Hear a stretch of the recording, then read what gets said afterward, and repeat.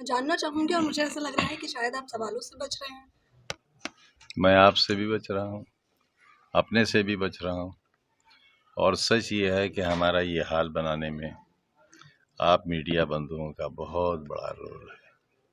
जब आप किसी का मीडिया ट्रायल करते हैं तो बगैर कब्र के उसे दफन कर देते हैं, बगैर गुनाह के उसे फांसी चढ़ा देते हैं। ऐसा ही कुछ हमारे साथ भी हुआ है। क्या आपकी किसी से नाराजगी है? अपने से है। पार्टियों से? मैं छोटा सा आदमी, बीमार आदमी, अपराधी, सैकड़ों मुकदमे, मुर्गी बकरी चोर, किताब चोर, मगर किताब चुरा कर यूनिवर्सिटी बनाई है, अपना घर नहीं बनाया है। अगर ये इल्ज़ाम सच्चा है तब भी दफ़ाएं डकैती की लगी हैं। एक ही मुकदमे में 21 साल की सज़ा और 34 लाख रुपए का जुर्माना है, एक मुकदमे में। अभी तो 113 का फैसला बाकी है।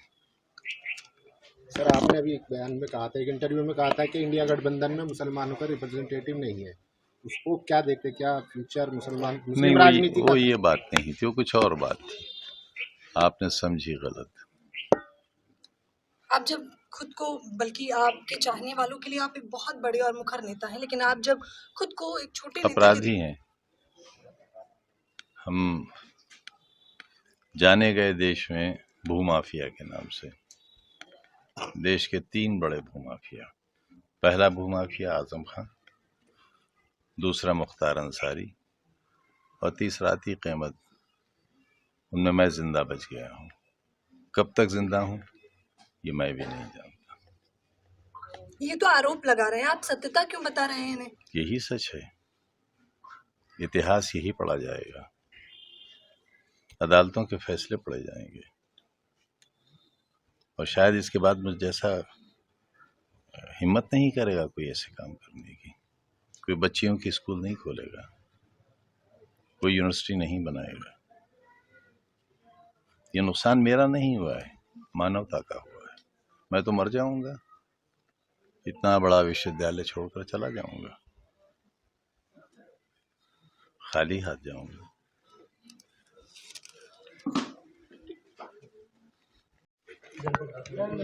बताया जा रहा है कि सपा प्रमुख अखिलेश यादव से आप नाराज दिख रहे हैं, क्या ऐसा है?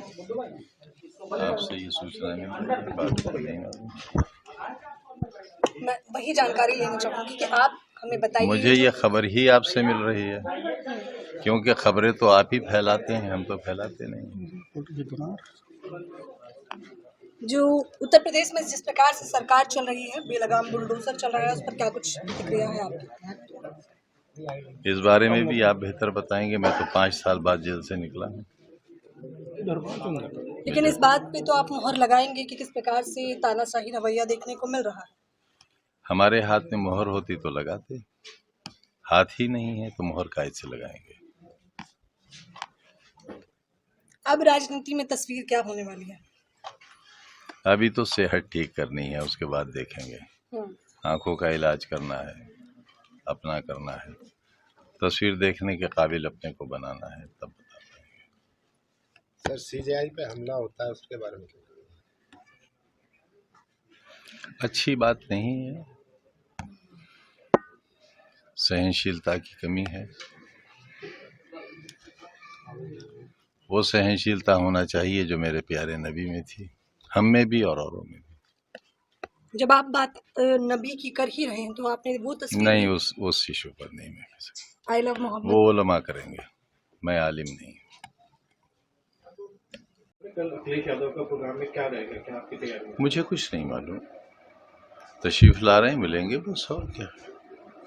कोई उसमें कोई इशू थोड़े है, एक नॉर्मल सी मुलाकात है। कौन कौन उनके साथ रहेंगे, कुछ इस तरह का डिसाइड हुआ? नहीं, तन्हा।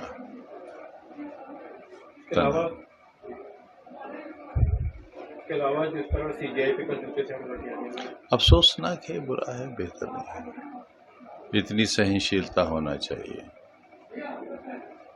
मुकदमे को लेकर क्या कहेंगे? कुछ भी नहीं, तो अदालतों में है, अदालतों से ही हमें राहत भी मिली है।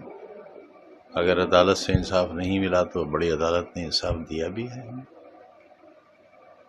इस मुकदमे को लेकर आपने कहा है घर को लेकर नहीं, वो तो जुर्माना पड़ा है, कहाँ से दूंगा, कहाँ से दूंगा? क्या करेंगे? घर बेच देंगे और क्या करेंगे, सर, खुद को बेच देंगे। बिहार में जिस तरह से इलेक्शन का डिक्लेयर हुआ उसको लेकर क्या कहेंगे? एसआर पर भी आवाज उठी थी, आप उस टाइम जेल में थे। जिस तरह 60 लाख से ज्यादा अब वोटों देखिए, की मैं इतने लंबे अरसे जेल में रहा हूं कि मुझको बाहर की दुनिया का कुछ पता नहीं है। अब आया हूं तो देखता हूं क्या हो सकता है।